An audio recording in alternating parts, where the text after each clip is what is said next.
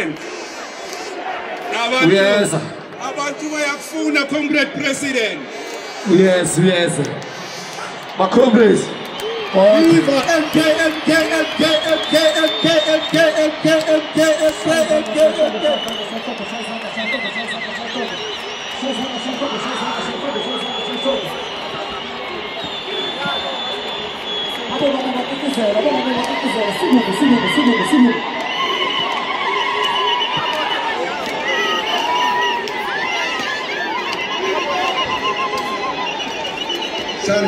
Sanbonan.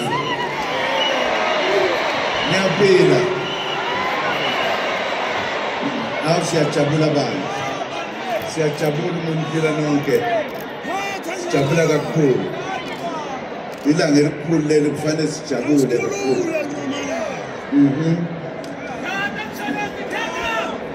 Oh, indlela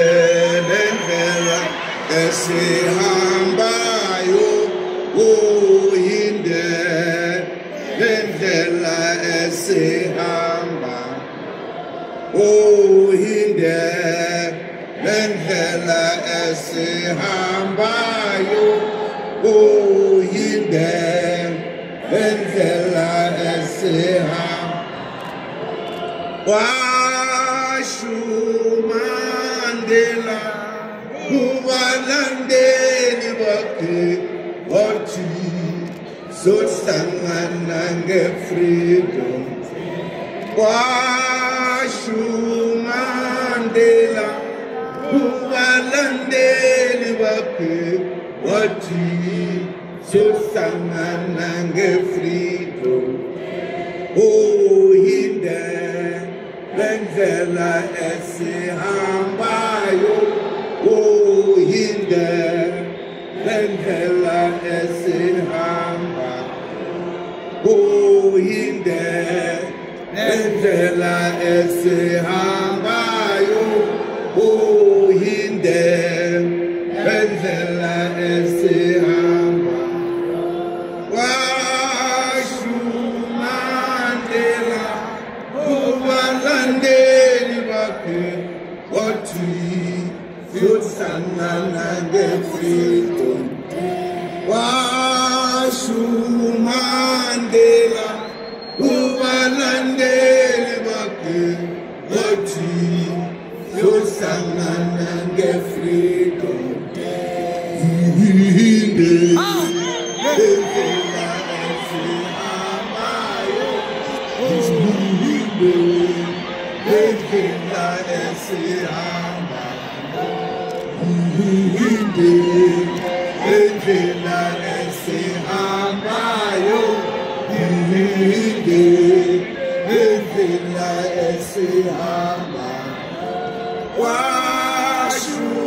Washumandela kubalandeli bakhe wathi sohlangana nge-freedom.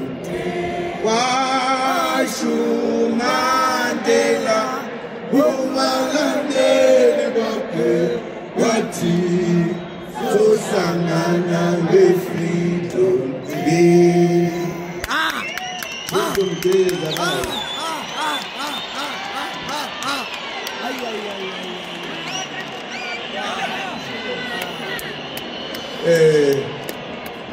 My comrades, our leadership, kuzo zonke igaba, sukela ku national, abakuma province, abakuma regions, nama sub regions, nabaholi bama branch uqobo. Nonke indlela ngokuningi benu.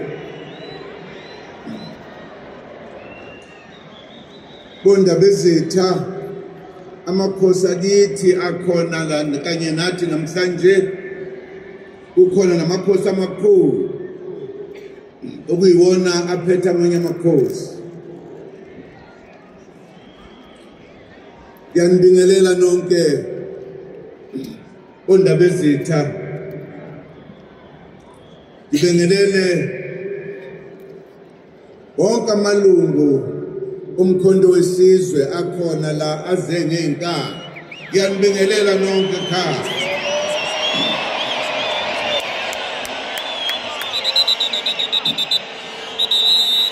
Ngibingelele nabaqhamuka ngaphandle abafikile la ezweni lethu ukuthi bazobona ukuthi umkhonto wesizwe into enjani. Ngibingelela abefundisi bethu esikanye nabo kulomkhankaso. Ngibingelele bonke abasekela umkhonto wesizwe. Ngibingelele nalabo ababitozayo bayafisa ukuba la kodwa kunzima. Nabo siyababingelela.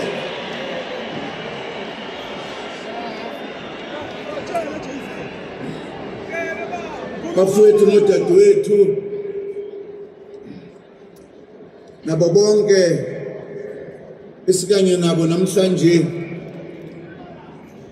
ngiyokhumbula ukuthi insuku sezisondele insuku zokuvota kule nyanga ezayo elamanqamu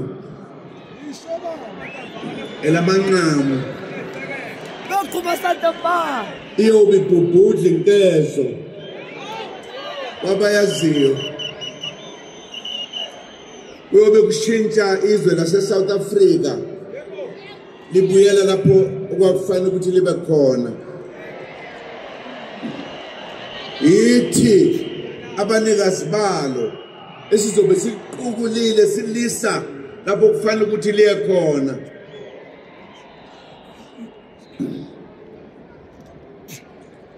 Ngikusho lokhu ngoba ngiyazi ukuthi ukusukela mhla ka-16 kuDisemba ngenkathi senza isimemezelo, kusukela ngalelo langa makuphela lo nyaka ophelileyo izwe lase-South Africa lashintsha lenye into namhlanje. Aseyona le nto elaliyiyo. Imbono yethu sonke iyahlangana kulokho njengabanikazi be-South Africa. Ngikhuluma ngokuthi nababethi hayi lona umlilo wamaphepha nje, abazisingisi babethi i-fake organization. Babengazi ukuthi intukuthelo yethu isihambe yaze yafika kokhokho, yafika kubo bonke, yafika nje ingilozini zezulu bonke bakanye nathi, bonke bakhuluma lokho esikukhulumayo. Kuhambe kwahamba ke kwafika isikhathi sokuthi sithi akuhlangana umhlathi wazanayo.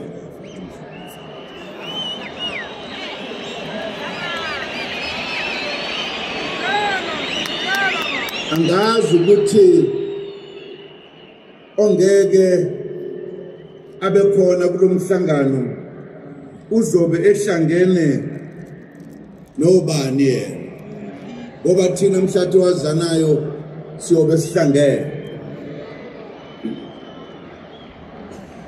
Elamanqamu kule nyanga ezayo yodela uMakhasana nowazibona ingqubuzana.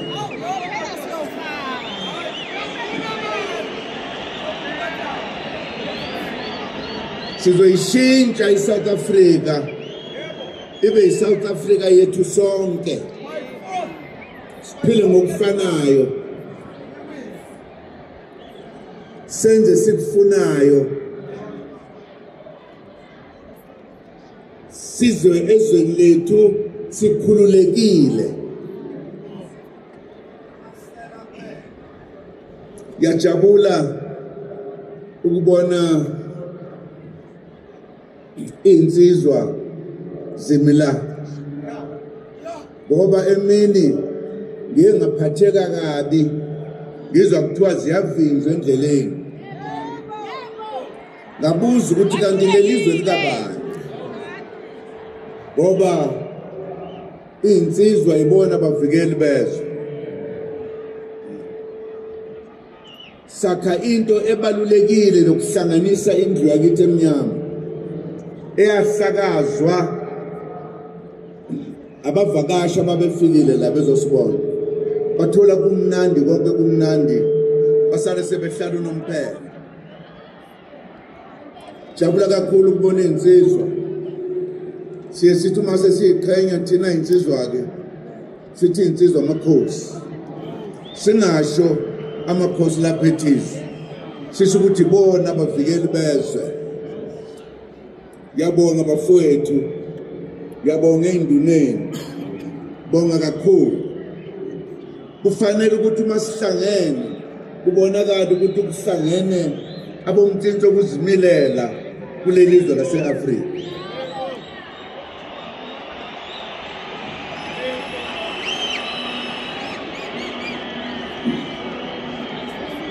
ngiyofisa nje kancane ukuthi ngichaze ukuthi yini le ebangela ukuba size kule stadium sase-Orlando ngoba abaningi baya kulama stadiums amakhulu kakhulu ukuthi kugcwale wonke umuntu lapha kodwa uma usuthi uyabuka sekuphuma imiphumela ngisho laba bebegcwalisile bawunamba ngemva hayi phambili so kugcwalisa istadium ubonisa ukuthi abantu baningi kanti abanye bazele ukuzoyijabulela nje hayi ngoba bethi bazolokuza nompoke sebeyangithinta njalo use-Orlando la isizathu esibangela ukuthi thina njengenhlangano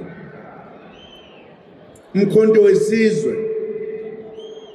ngeke sahamba siye kwezinye indawo sizoza la e-Orlando ngezizathu ezibalulekile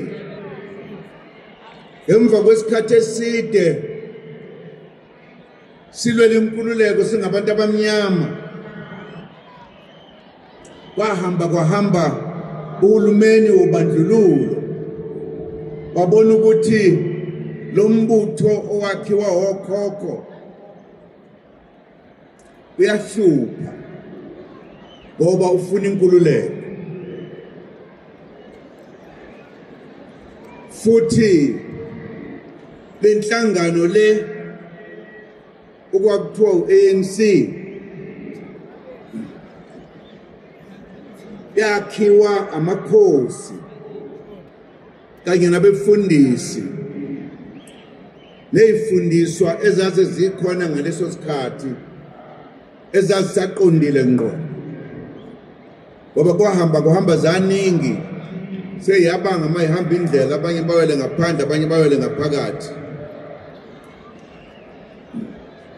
lokho ke kwenza ukuthi uhulumeni wobandlululo uthi uma sivumela amakhosi lawa abathi bona base bewehlulile abe kulombutho kuzobonakala kubona ngoba bazolibuyisa izwe labo ngoba bolilwela izwe labo base bethatha isinqumo sokuthi ayikhishwe emthethweni i-ANC ingabe saba khona emthethweni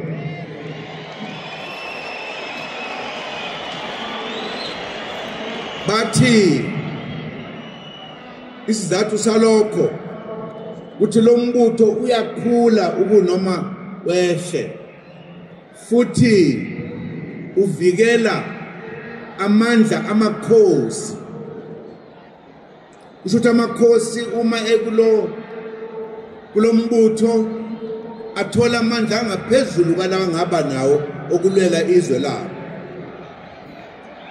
kofanele ukuthi sibahlukanise kanye nalombutho babiza iANC ngokuthi umbutho weziphekula zikhuni belethi igama nje elihluphayo benzela ukuthi inkosi nenkosi yabona ukuthi uma ithi yaqhubeka neANC kuzothiwa iziphekula zikhuni eqinisweni abacindezeli babehlukanisa lombutho namakhosi ukuze baphuce amandla amakhosi nesithunzi sawo nokuhlonipheka kwawo ezweni lethu yenzelwa lonto lento kufanele sikwazi lokho kwaba ugadla okukhulu kwezitha kulaba babehola ANC bacabanga abantu bekuhleli ukuthi sizokwenza njani uma kunje ngoba manje iorganization yethu noma umbutho wethu suvalwe umlomo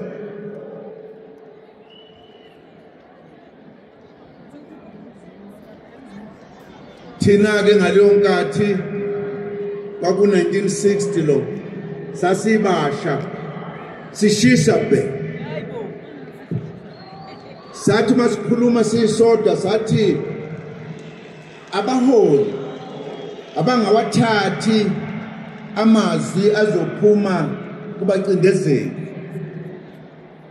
iANC ayakhiwanga abacindezeli yakhiwa indlu emnyama sishisa sinolaka sihintsha sifisa ukulwa sife manje sifela izwe lethu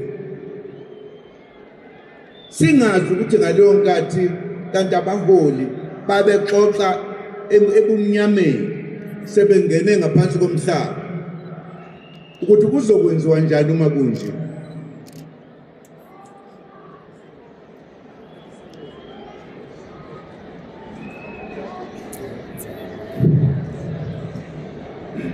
thina ke sasibasha imixoxela indaba engayibuzanga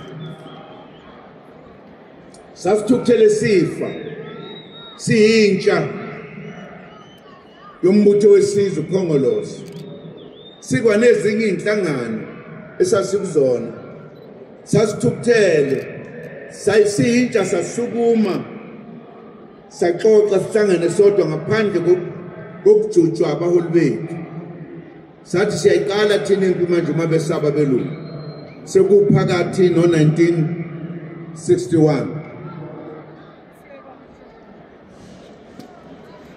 lapha eThekwini sasishisa phela sifunda ipolitiki sithukuthele sifuna inkululeko yethu manje sabona ukuthi asintshontshe sithathe isethi sinqumo njengentsha yombutho sathi sizoqala impi eThekwini impi yocelemba neibhanga obocelemba babethengwa babengathengwa ukuthi uzonikezwa into ethile wawuthenga nje sithi sosusimpa abaholi bayoyingenela sesiqalile sasoyisusa ngocelemba ku West Street na ku Smith Street lapho khona belungu kakhulu nje ngomgqibelo sithi sobagenqa sibagenqe bayothumati belikhipha ibhamana zabo sibagenqe kuyosuka impi yomuntu omhlophe nomnyama ngalenkathi kibambene thina baqali bayo siyonyabeleka sambe sishone emahlathini kuyobe sesiqalile impi kwakubungane kodwa kwakukuthukuthela kodwa kwakuyiqiniso ucabanga kwethuko lokho njengezingane abaholi bethu abadala ngoba sasithi nivumelani ukuthi iANC iyavalwa emthethweni yabelungu ngobethu kodwa kwabakhona ubufakazi bokuthi abanye abafowethu base Southern Africa ababethe uma befika eSouth Africa bathola umoya wombutho wesizwe obizwa ngokuthiwa uANC bahamba nalo moya bafike emakubo bakha inhlangano okhumbuleka kahle umholi wayeqotho waseZimbabwe owahola iqembu okuthiwa iZAPU uNkomo abamaningi ke amaqembu akhiwa ngaphandle naleli gama amangisi lapha ya eZimbabwe abona ukuthi le ANC wrong ngoba iphethe umoya wala eSouth Africa base bethi ke abayivala umlomo bayikhiphe emthethweni lokho kwenziwa eSouth Africa la yayisibonele kwabaseZimbabwe uNkomo ke kwathi makwenzeka lokho walishintsha igama wathi lungile iANC yethu bayivalile wayesakha iZAPU ngalenkathi ke thina sisho lokho sasidudwa naye lo moya ukuthi asifuni ukwenza njengabaseZimbabwe sokuqhubeka nje uANC ayihlangane phezulu ku45 kanti abaholi bacabanga kanzima ingalenkathi lapho babethi sizokwenza njani manje lapho kwasukuma khona abaholi ababili abalalela abanye abantu abakhuluma ezinye izinto ubaba uWalter Sisulu umholi wethu owayihlakaniphe ngendlela esimanga okuyena owa-organizer uMandela noTambo ukuthi bajoyine iANC babemthatha njengomholi wabo behlangene umholi uMandela nomholi uSisulu bexoxa lolu daba bafikelela eqinisweni elilodwa lokuthi uANC bavumelana bonke abaholi ukuthi akashone phansi komhlaba angaziwa kodwa aqhubeka asebenze lwenkululeko kufuneka inhlangano entsha bavumelana ukuthi inyathelo elizothathwa manje elokuthi kuliwe kuphuma igazi ku45 bathi mase bexoxile bobabili sebevumelene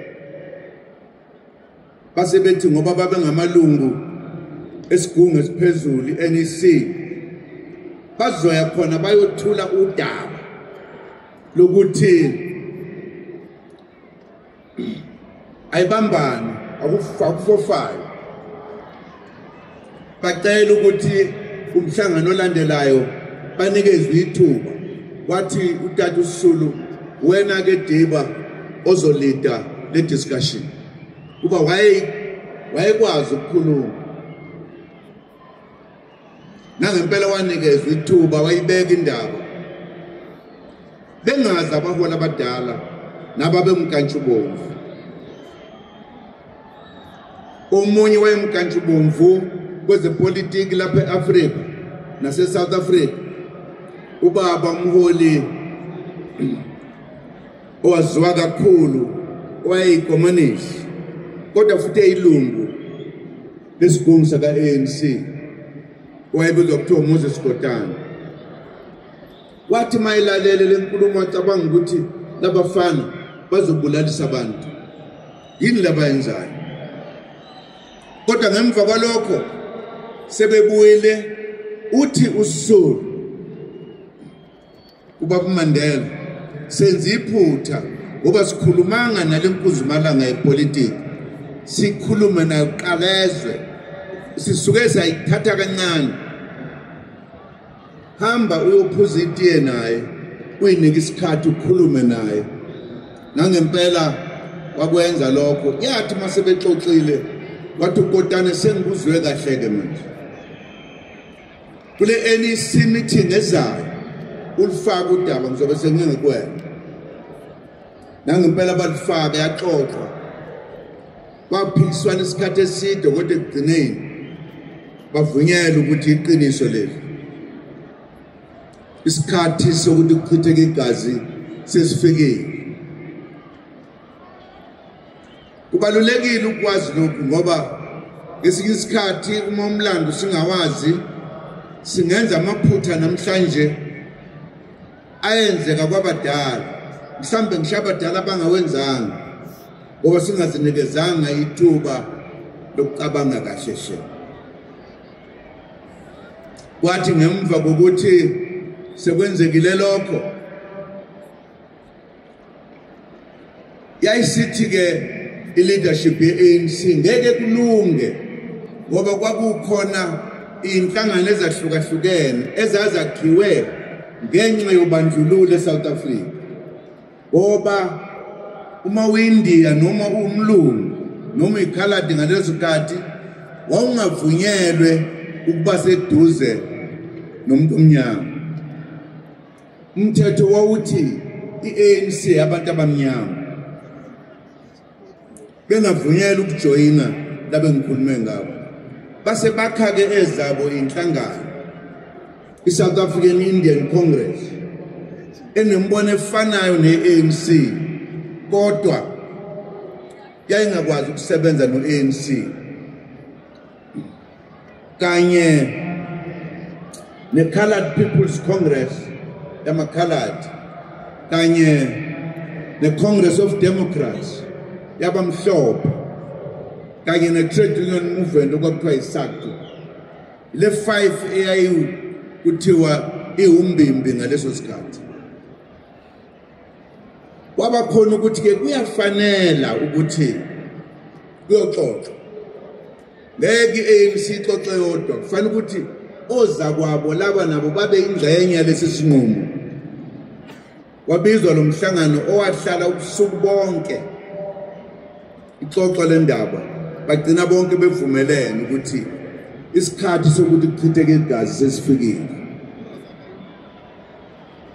Ngikusho lokhu bafowethu nodadewethu ngoba into esiyenzayo bangaba khona abayithatha nje ukuthi siyaganga nje.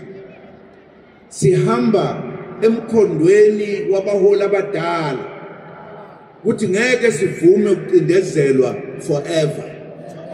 Fanele sikhulule. Ukuyikhulula kwethu ukubuka emumva emaqinisweni ukuthi saze sazabalaza nje kwakwenze njalo. Ibalulekile lento. Kulapho ke okwathiwa lenhlangano yethu esiyakhayo ezochitha igazi so ibiza sithi yini na? Umongameli kaKhongolose ngalo nkathi uChief Luthuli waxoxa indaba ende yezinsizwa zabantu abamnyama indlela ezilwa ngayo nokuthi zenzani zihlonipha kanjani nokuthi induku yethu yokuqala yokuqina umkhonto ohlala emsamo mawuhlaselwa uthatha wona ulwe ngawo ukuze usikhulule.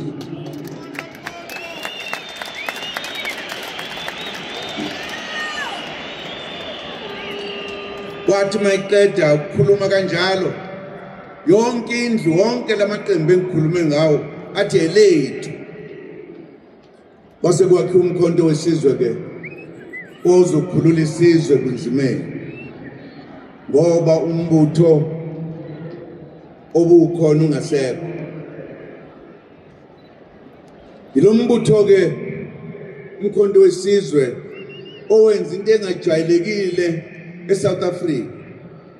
Kwathi abantu abamnyama babengavunyelwa ukuphatha ibhamu okwakuthiwe nje ngisho uphatha isagila masesikhulu amaphoyisa okwakufanele ukuthi abone ukuthi siyangena emlonyeni na. Uma singangeni siyingozi wawuboshwa ngoba sasiphuqe yonke into.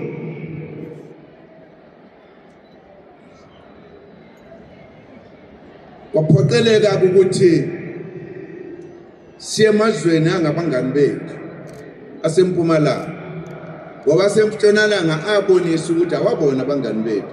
Eqinisweni umongameli uTambo ngenkathi ethunywe ukuyokhuluma nabo bathi ngeke bona baqeqeshe abantu abamnyama ngoba labantu base South Africa ihlobo zabo abangani babo abawazi ukucela thina siyobulala abangani babo ingakho amabombo umholi wethu Tambo abheka eMpumalanga lapho ke safika sathola khona ukuqeqeshwa sakwazi ukuthi silwe endaweni elingenayo ngebhamu nathi ngayo yonke indlela okwakufanele ukuthi silwe ngayo ilokho okwathatha inkululeko kwayisondeza ngoba phela impi yaqhubeka futhi yayikhula futhi yayenza umonakalo la eSouth Africa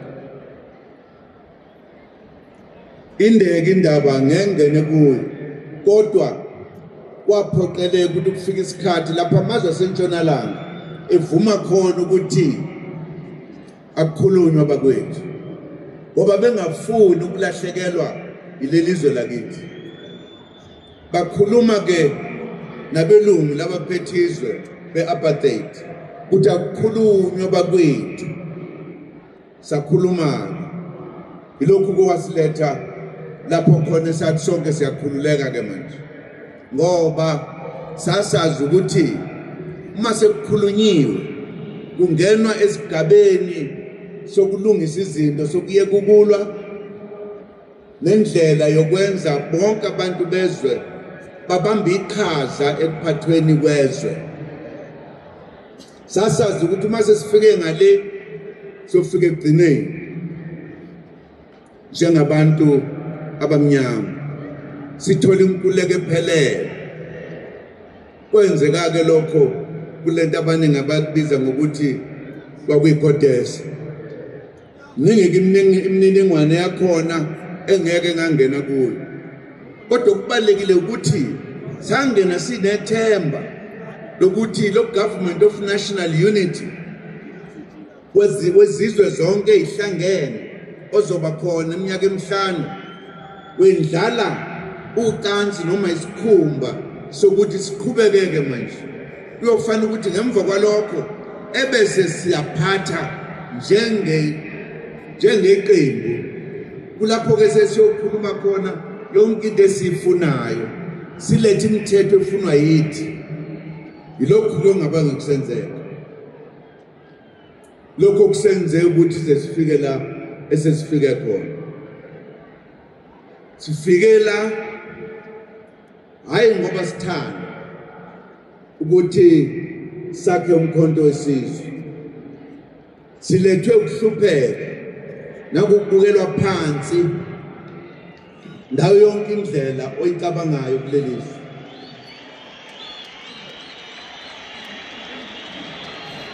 uma sikhuluma ngokuthi abantu abaqasheki bathi ke phecelezi kuthiwa yini konje kuthiwa yi-unwhat unemployment uma kukhulunywa nge-unemployment kukhulunywa ngendlela emnyama akekho omunye kukhulunywa ngayo uma kukhulunywa ngabantu abahlala emikhukhwini yithi akekho olunye uhlobo ohlala emikhukhwini uma sikhuluma ngomuntu ohlala noma imaphi lapho kuthiwa kusemakhaya khona uyaphoqeleka ukuthi uma ufuna umsebenzi ahamba ekude ungasuka kwelakini eNkandla noma kumaphi uye eGoli ufika uhola imali encane bese kufanele uzondla ulapha eGoli uphinde futhi uondle nabantwana lapha eGoli ngoba mose uhleli lapha wazi ukuhlala wedwa ebese futhi uphinde uyokondla ekhaya umuntu omnyama kuphela onjalo akekho umuntu bonke zonke ezinye inhlanga zihlala ndawonye zonke awukho umuzi ohlala wodwa njengeyethu lapho hamba khona ingane yakho izikukhohlwa uthi uma ungena icabanga ukuthi uyinunu ngoba ikwazi ibaleki ixeshe ngomama ithi mama nunu ngoba ijwayela ikwazi yaqala ukubona umama unomsebenzi ukuthi ajwayeze lengane ukuthi ubaba lo ingane lokhu imbheka ethi ngoba kusho mama kodwa phinde ibhekele nunu athi no baba ithi lapho kodwa emhlophe umuntu uthe ngena nje emnyango ibishaya isingisi daddy isondela thina sibekwe ekuhluphekeni singabanikazi bezwe obaba mkhulu nokhokho balwa ake sithi ke ikhali zabelungu zazinamandla zasehlula ngabe namanje sisangahlula ngaleyo ndlela ngisho ingakho sokungasakhulu sokungasaliwa manje kuyakhulunywa ngoba amandla asiyalingana isikhathi ke lesi sokuthi sikhulume ngokuthi thina sikhululeka nini na kula makhamandela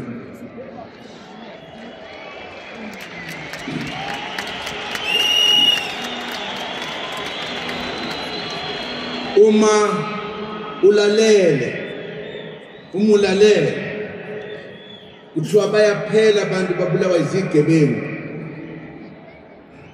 mhlambe babalwa uma bekhona bomhlobo abantu abafayo bebulawa izigebengu yithi thina abantu abamnyama ibangelwa yini leyo nto ukuthi bekhona ubugebengu inhlupheko ngoba abantu balambile abanakudla bazokudla uma kungekho ukudla ukubona nakho the next door uzokwenza njani ungazufe uyakhokhoka umuntu yokuthatha lokudla kusho ukuthi indlala nokuhlupheka kwethu yikho lokho kusinikeza igama lokuthi thina sizigebengu asinangqondo asinalutho nje siphelile ke leso sikhathi ngoba asibona abantu abanjalo siyisizwe esilungile esinomusa esiphanayo kukhona kade benza kancane basiphushele kubeni sibe zigebengu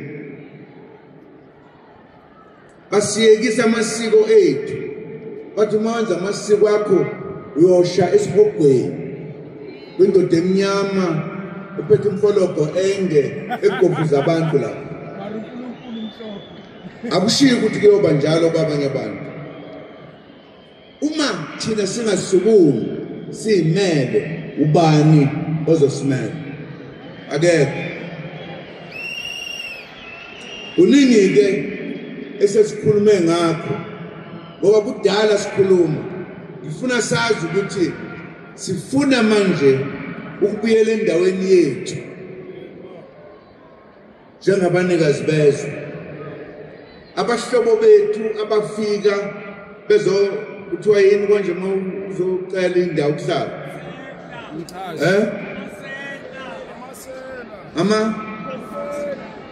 angizwe le yakho amasetha ngesizulu kanti kuthiwa yini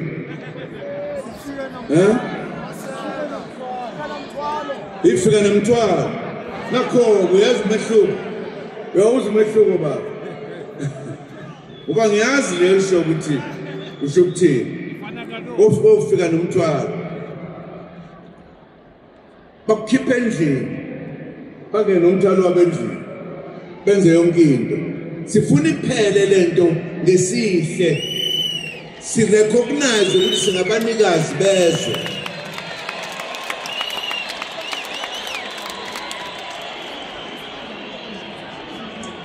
uma ukhuluma ngabantu la abahlupheke kusedlula sonke ilesizwe sakithi esakhe kakhulu ngasiya ngasekugcineni kwezwe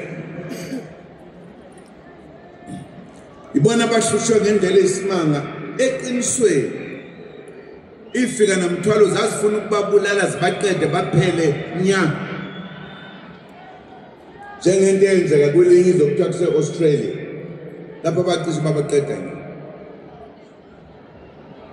amakhoyisana eqinisweni kwaze kwakhohleka nje ukuthi abantu bakithi ungaze uthi ukukhuluma ngabantu abahlukile kuthini bebe umthetho okuzimilela la kanye nathi kulesimemezelo esenzile sisenze kubafowethu amakhoyisana sihlangene nabo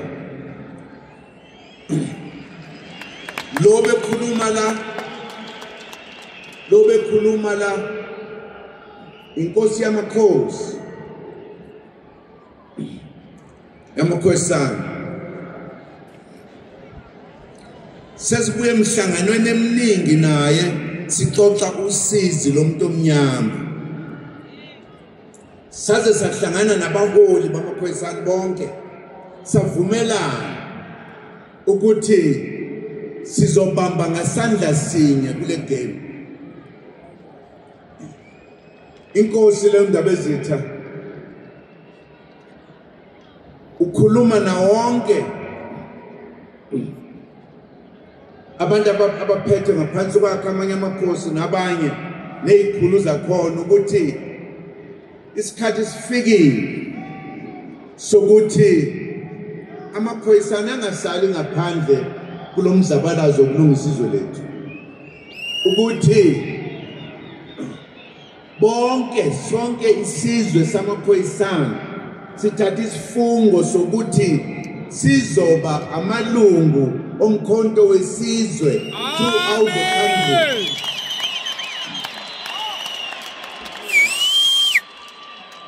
Angikhuluma manga ukhona nanguya ukumngani and siyakhuluma sivumelene ngoba ziningi izinto ezithintekayo lapha umhlaba wonke lo mhlaba waziyo senzansi neNtshonalanga kwakuwala abafowethu wathathwa wonke abaningi osifika nanto amazwe abacebile anegolide nesiliva besixoxa lelo daba nenkosi ukuthi ngoba phela nabo bayazi lanto bayithatha la so hlangana mase siyisizwe sihlangene kahle sifune kubuyelo wamcebo bawazi nokuthi ungakanani umcebo wambe wathathwa kanjiswa abanemali bokufanele bawuthenga amafilimu wabuya sithola imali elinganayo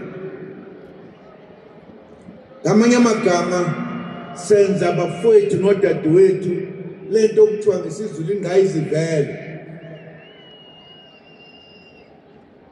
yokuthi sixoxa udaba olukhulu kangaka oludala obese likhohlakele bese kukatshanga sengathi kwakuvele kunje kwakungenje sitheke ngoba abafowethu abaphethizwe njengamanje balahlekelwe umkhondo ukuthi lelizwe liya ngapi balithatha balibhekisa ngapha and baliphusha ngendlela enamandla and abafuni nje usondele eduze kwabo asikwazi-ke ukwenza njalo salifela lelizwe noma lafelwa obaba bethu nokhokho bethu ngabe sesinye isizwe uma singasho ukuthi ayilungiswe lento iyalungiswa ke manje lento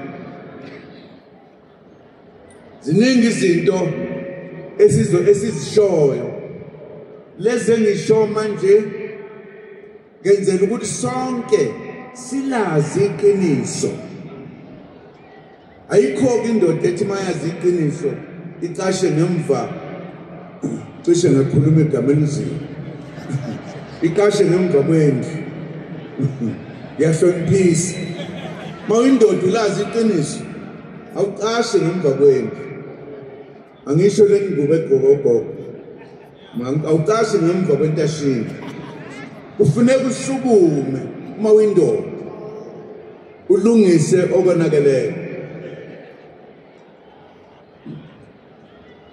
okunye kwezinto esikhuluma ngakho esifisa ukwazi sesike sakhuluma ngakho kaningi ukuthi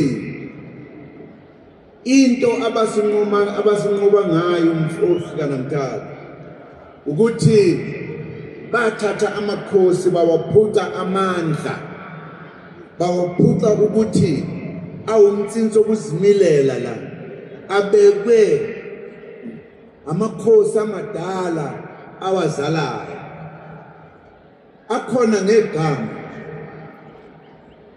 uma ubheka kahle ngisho ikhansela likahulumeni linamandla adlule inkosi isimanga leso asikwazi ukuvumela lokho amakhosi wona abusayo ngisho lapho kwaphuma khona abamhlophe amakhosi aphethe abanabo mongameli bano prime minister ondunankulu abareporta ebukhosini bezwe uma beyenza bona thina ngeyindaba singayenzi ukuze kube khona isithunzi nokuhlonipheka kwezwe lethu eAfrika amakhosi kufanele abuye into ke le umkhonto ozoyenza ingakho nje sithi sifuna ngelanga lokhetho indlu emnyama ivote ndawonye ngo 2/3 majority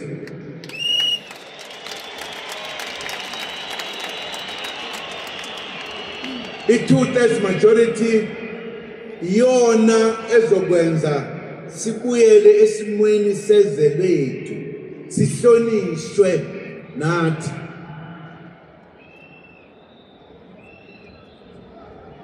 abezombusazwe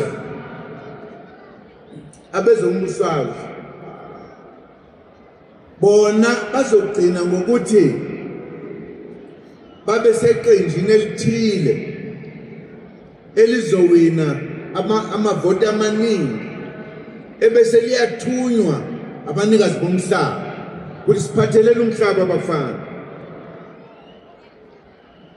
uzothi uma sibona ukuthi niyaphuma endleleni sinikhiphe sifaka abantu abaqotho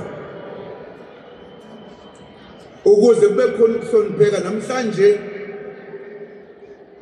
abantu sebenza ukuthi izwi lamakhosi lingabi lutho kungasuka umuntu kwakhiwe abulala umuntu inkosi ayisenazo sekufanele kuye amaphoyisa kube yiwona azobopha lo muntu abese yamthatha amhambisa amsejele abese chargwa ebese kuqhamuka amadoda njangawazi okuthiwa bamilokuzana omantshi kanye nalabo abafunde kakhulu kuthiwa yini konje bona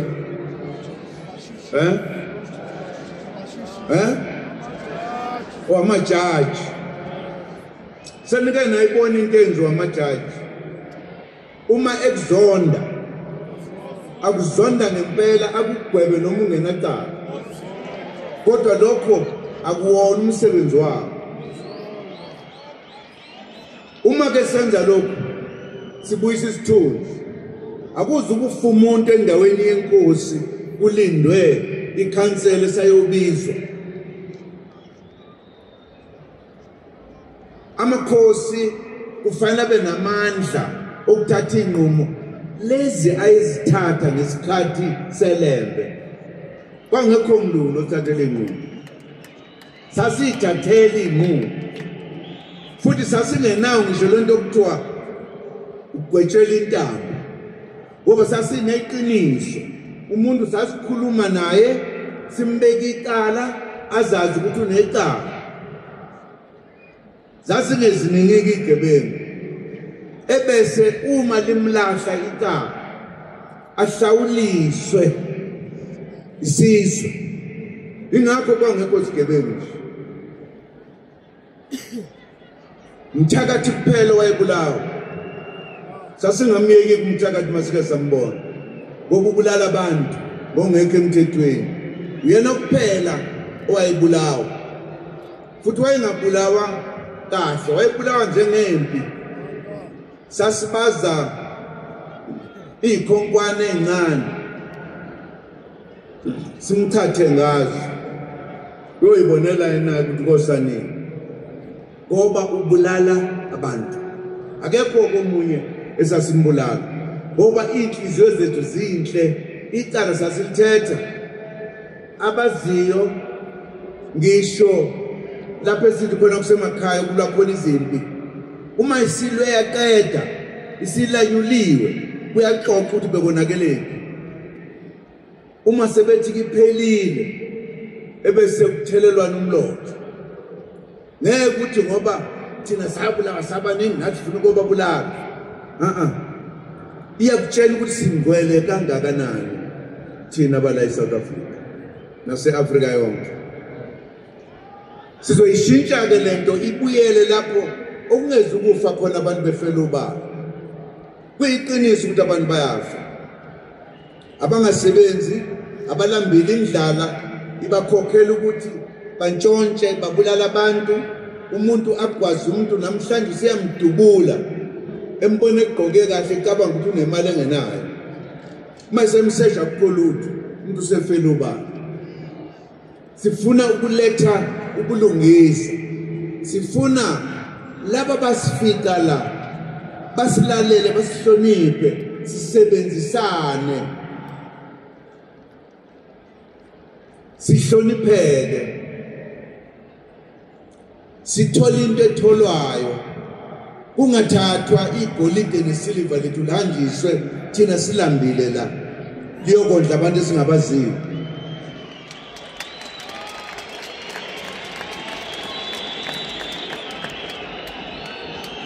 amakhosi siwabeka phambili ngoba angabanikazi bezwe ezinye inkinga ezehla phakathi kwabo siyalingana nazo ukuthi soyixoxa silungise ngoba siyazi ngenkathi kuphangwa izwe khona okuningi okwakwenzeka ufuna thina siyakwazi ukwenza lokho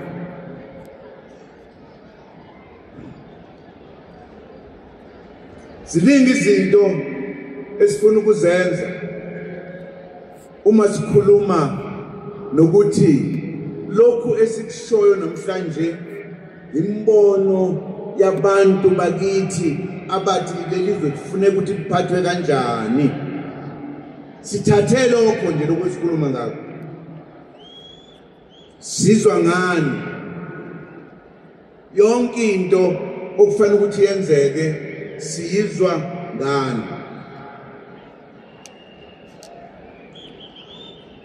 njengoba ngeke ngasho ekuqaleni sinemthetho esiphetheyo ongeyona imithetho yethu yokhokho bethu umthetho wabafowethu nodadewethu abafika bagqamisa imithetho yabo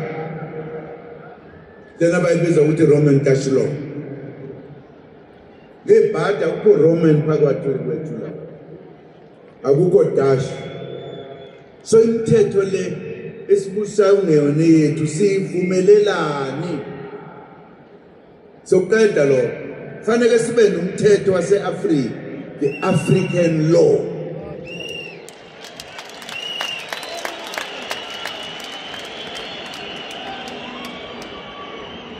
ziningi izinto esiza nazo esizozichaza kahle sesizifake emqingweni eminingi ukuthi sifuna ukubusa kanjani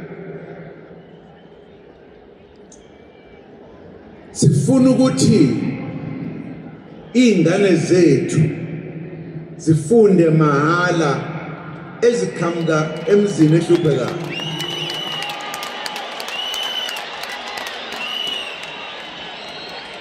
ngoba lenhlupheko esinayo akuthina esayidala yadalwa izifiki zaziphuca konke zaphuca umhlaba zaphuca yonke into ngoba yiba benze njalo sizoyithatha ke lezi zinto sithola imali sifundise ingane ingane azizugcina ku matric Sifuna ingane efunde yadlula ku matric. Enalento okuthiwa i-degree. Enalento okuthiwa ilokho kunye.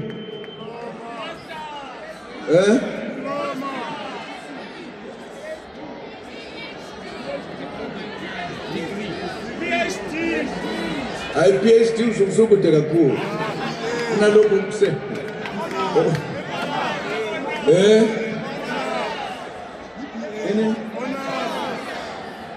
Angizizwa.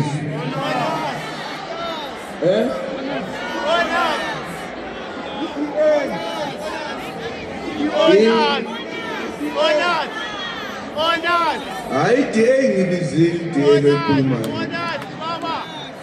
Sebengitshelile abaziyo bathi diploma. Yebo. Ngoba inkinga esenziwa ngayo ingane zifuna ukufunda into elula esikoleni. Ebese ziphasa singawuthola umsebenzi. Kanti uma ufunde izifundo esiqotho noma ungawuthola umsebenzi uyakwazi ukuziqalela owakho umsebenzi ube ubasi. Sizoyiphoqa ke leyo nto izokwenzeka ngenkani. Umzali ongafuni ukuthi senze njalo mhlambe ngase sifake yena ejele. Ngoba wenza ukuthi kube khona i-citizen kuleli zwe lakithi engakwazi ukwenza lutho. Izophela lento ukuthi abantu abaqashiwe. Nya konke lokho kuzophela. Zonke lezi zinto zokuthi kunezingane eziphuza utshwala ubusuku nemini zizingane ezingenamali bese zikhuthuza abantu ukuthi ziphuze sizoyiqeda nya.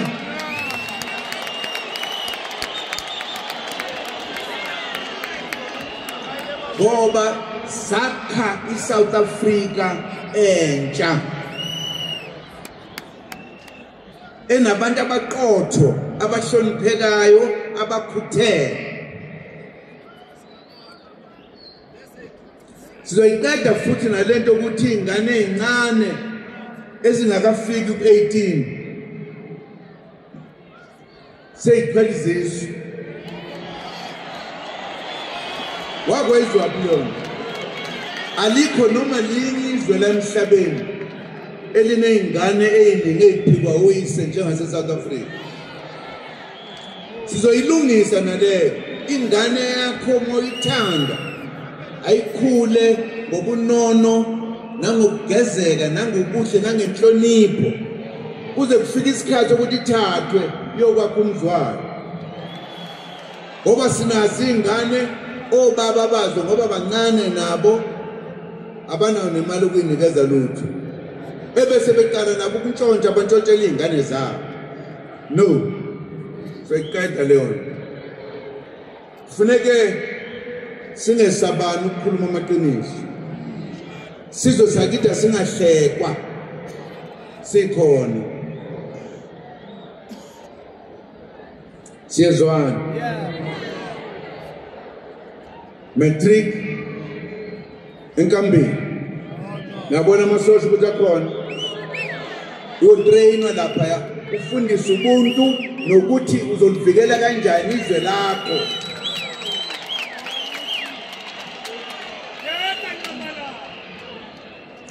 So zenza ke lezo zinto ingakho ke sifuna ukuthi siwine ngamalengiso.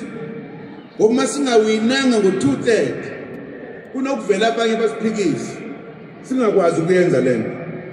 Ingakho nje ngithi bakwethu labo abangafuni noma abesabayo ukuvotela umkhonto wesizwe esidlangaleni abangene lapha kulela gumbe bavotela umkhonto wesizwe bavalela. Uma bebuza ukuthi uvoteleni uthi uvotelele wakithi. Kuyothi ke ngalowa nyaka beyaminyaka ezihlanu usungaphinde ulivotele iqembu lakho mawubona ukuthi lokho kuyasiza. Mina nje nginenkinga ngokuthi amaqembu maningi too much aseyinkinga iwona senza ukuthi sihlupheke more asethatha imali zabelungu ukuthi uye eParliament sekuyinto yokuthi usethola umsebenzi uma sesizenzile lezi zinto abantu bakithi abazuswela kangaka ngeke sihlupheke buka nje umehluko angazi noma nake nayizwa lengoma yekhehla elidala elalifika ejele for the first time lathi ihlatshelelwa yenye insizwa yangapha kwezinye indawo yathi ilele seyiphukile iboshwe kufika abasejele hey ulaleleni mnumzane athi awu phela kithi angivuki ngingakayitholi inkomishi yetiye phela ngiyithole ebuqala bathi neminyaka emingaki no 14 wonke nami na 28 nje kuphela ungibona nje ngingamangalweni ukuthi 28 awukwazi ukuthi sesibadala sibangaka sekufanele ukuthi manje silwe nezigebengu ukuthi sisuse izigebengu ekubuseni kwezwe ngoba zizigebengu kufanele sihlale mase sibangaka siphumule sidlalise abazukulu angithi siyajabula izinto lezi ezimbalwa engizishoyo esizozenza zokulungisa izwe lethu uma senze iminyaka emihlanu yokuqala sonke sebe sesibona masuqeda ukuthi ngempela libuyile elabantu abadala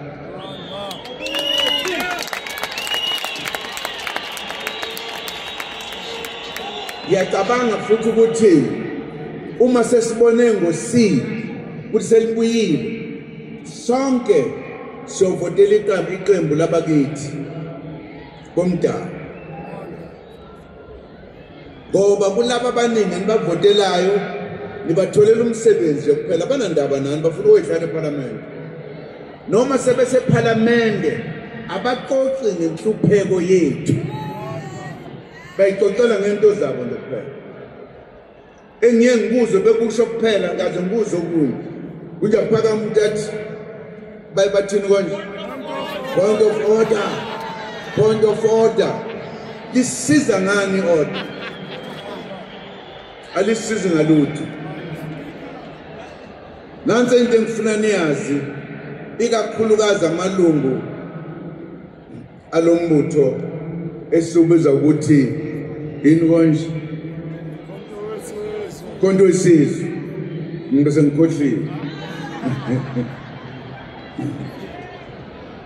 nansi into ebalulekile angifuni ukuvungama umuntu athi ngoba ngiyilungu nje nami ngifuna ukuya eParliament asikwazi ukungena eParliament siba ngako ayikho lona siningi izinto esizozenza ngaphandle kwaseParliament zokusiza abantu bakithi leli qembu silakhele indlu emnyama silakhelanga iqembu kuphela angifuni nje kube khona abantu abazolokhu bethi mina bangikhiphile elistini kanti ubulweli lisi sonke lesikhathi asilweni listi silwela ukushintsha impilo yomuntu omnyama ake siyeke lokho bakwethu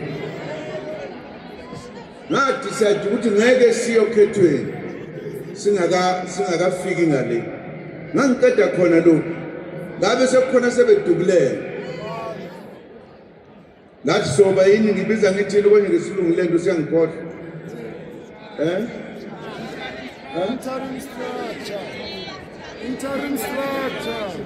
interim thank you interim structures mean structures esikhashana kodwa kukhona useleso sikhashana asebe bathi ngingavuma kanjani kuze ngifike deda wena deda suka hayibo ayenziwe lona sike samthola wenze njalo ngeke aphinda sithola isikhundla somncintsha noma ngabe bethukaniphendana bendaba ngekudlana ngeke silungisa izwe ngenkathi silungisa wena uyabhidlisa no ayenzeki lona yabona masifika ekugcineni ihlandla lokuqala wonke umuntu omnyama uyebesazi ukuthi kuhamba kanjani mase sifika lapha akekho yohlupheka akekho ngeke aqashwe lokhu sikwenzela thina sonke asingabanga ubalaka abantu baze baphathelana ibhamu impela nje kodwa uthi uyilungu lomkhonto wesizwe uzowenza njani amasosha ngabo bonke lamasosha akwazi ukudubula makuthola azokwenzani ingakho ngimuntu afanele bela ngaso sonke isikhathi ngoba khona abanye baphatha isibhamu zabona ukuthi maye babo wenkosi yamo wanda msebenzi imali yonke ngekho lalelanda leliphuzu ngilisho ngoba laba abangamalungu eNational Executive Committee njengoba soyibiza kanjalo akekho noyedwa kubona oyoke ayoba uminister akekho ngoba into ebulele ama-politicians kulo 30 years ileyo nto ukuthi bahlafuna mhlathi yombili ngala uku-NEC kufanele ukuthi adrive le organization ngala uyiminister kufuneka azidrive yena kulokhu ngoba phela uyena usha umthetho uyayibona lonto akekho laba abazobe beyi-NEC asizukusho ukuthi balambe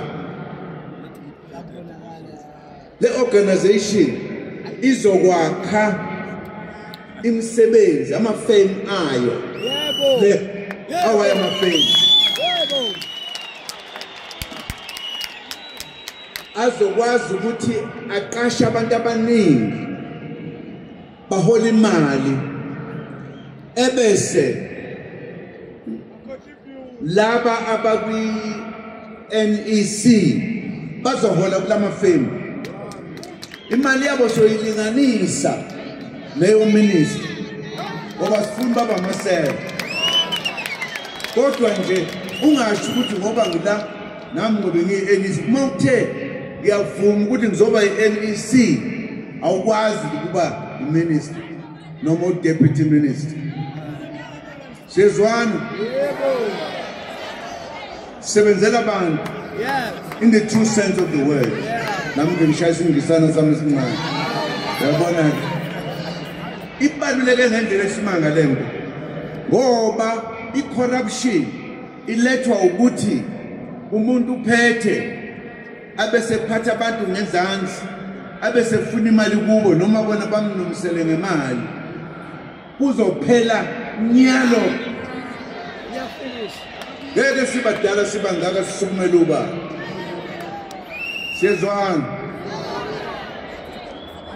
uma nje yabona nje ngemva kokhetho ngifuna zonke insizwa nentombi nomama abaqotho sizobhala lemthetho ezobe imithetho ngebhekene nomkhonto ngqo ukuthi umkhonto usiphethe kanjani siyezwana ngikusho lapha ke sibaningi kangaka angifuni ukubona umuntu ngelinye ilanga sexabana nomunye uyoxabana nami lo akangazi ke mase ngithukuthela angithukutheli maye baba ukuze kuphela inyanga siyezwana awafuneki amasela kumkhonto wesizwe owakhelwe ukulungisa izwe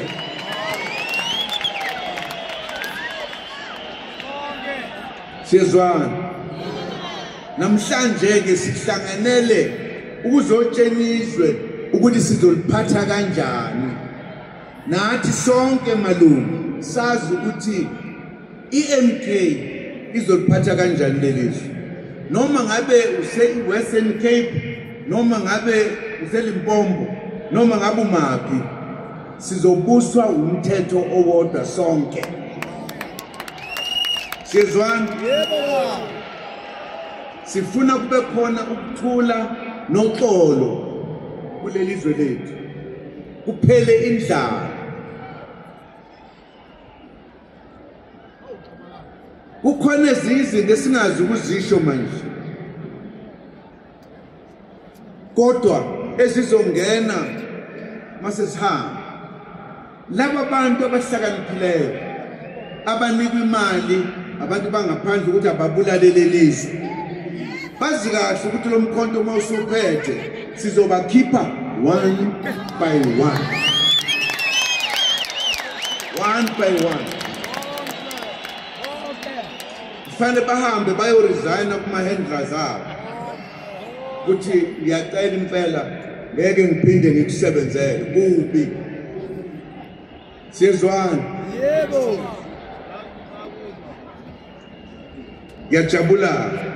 Ngijabulela lokhu ukuthi sifike ngobuningi bethu siqhamuke endaweni ezahlukene sizela endaweni enomlando obaluleke ngendlela eyisimanga. Sekusele izinsuku osungazibala ngeminwe ukuthi sifike lapho esizovota khona.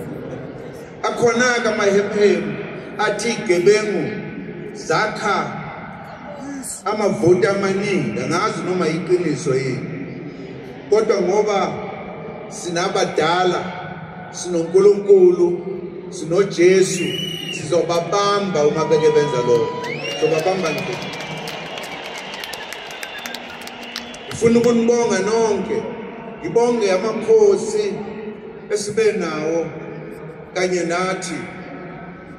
Ngiyathembisa ukuthi amakhosi ngemva kweminyaka eminingi sukela sathathelwa ubukhosi bethu kuyaqala ngakuthi amakhosi ahlangane ngokuningi kukhulunywa ngento yezwe lethu. Lento iyasifudumalisa, isinika ithemba ukuthi asihambi sodwa, sihamba nobaba bethu, sihamba nababusi bethu.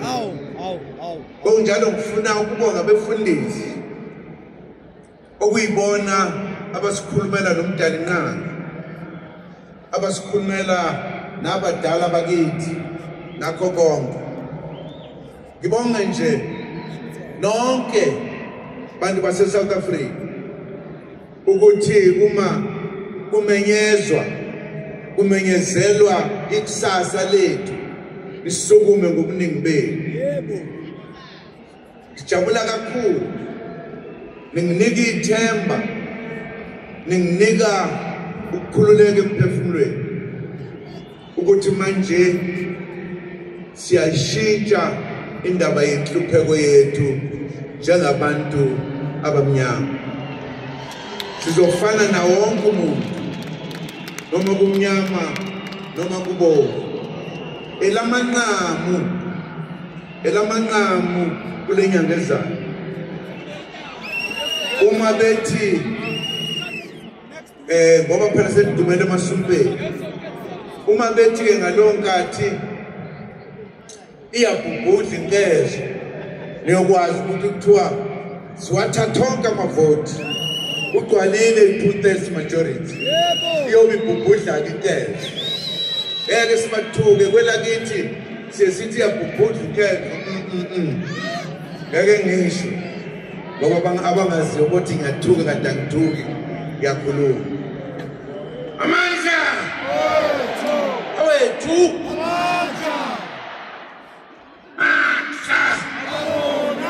Erona, all power, kwaza mkhonto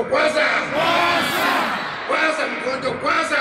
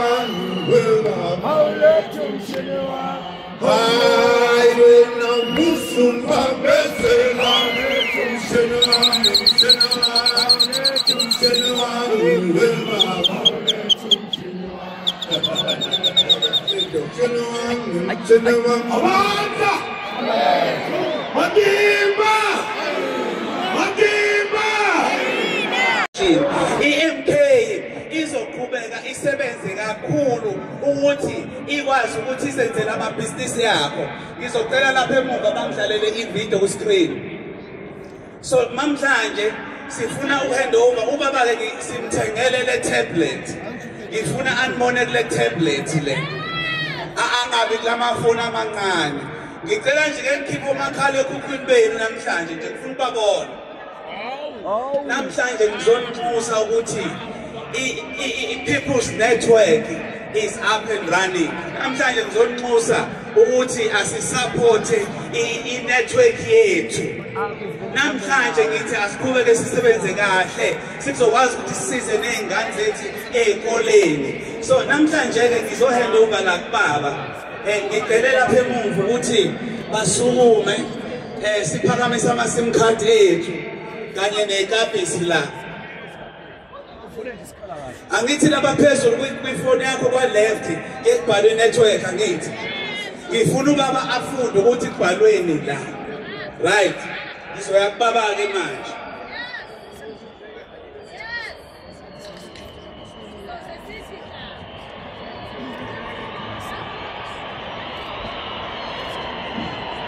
Baba Ncabalala. Ngicela utshele umndeni wakho ukuthi la kubhalweni la phezulu.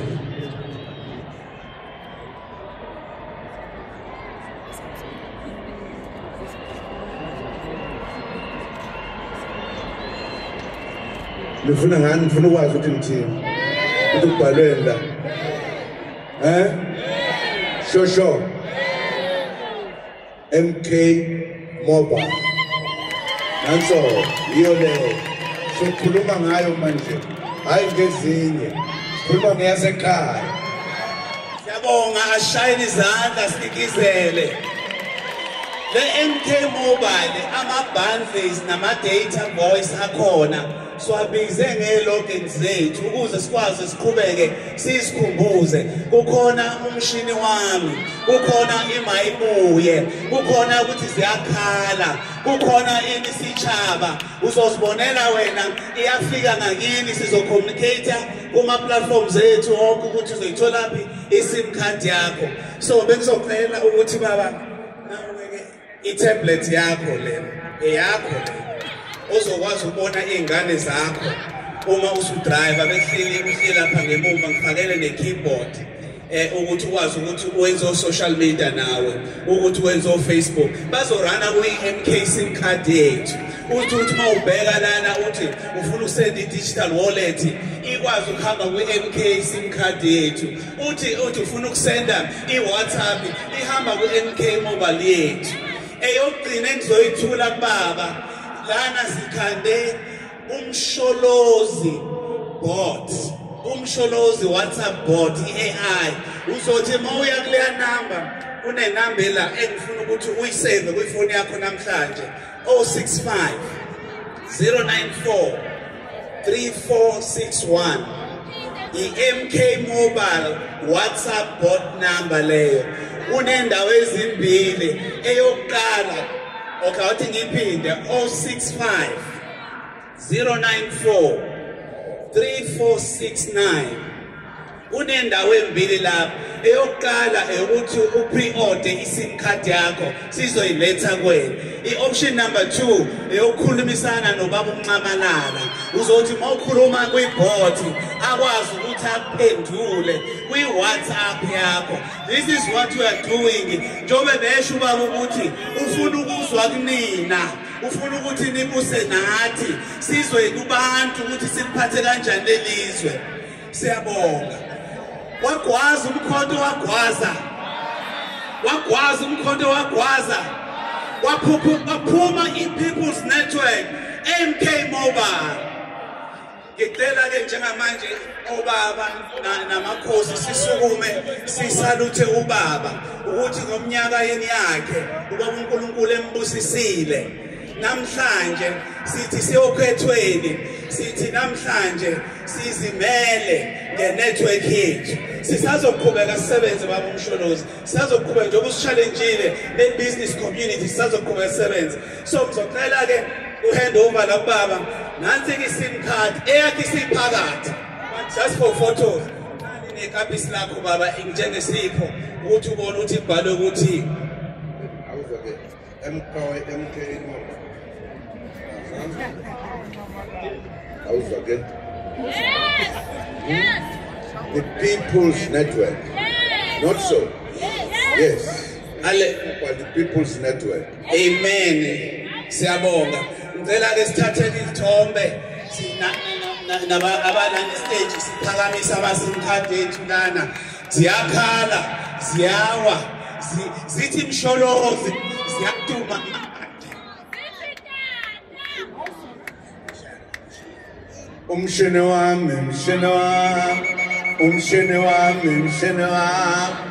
umshene wami we baba awulethu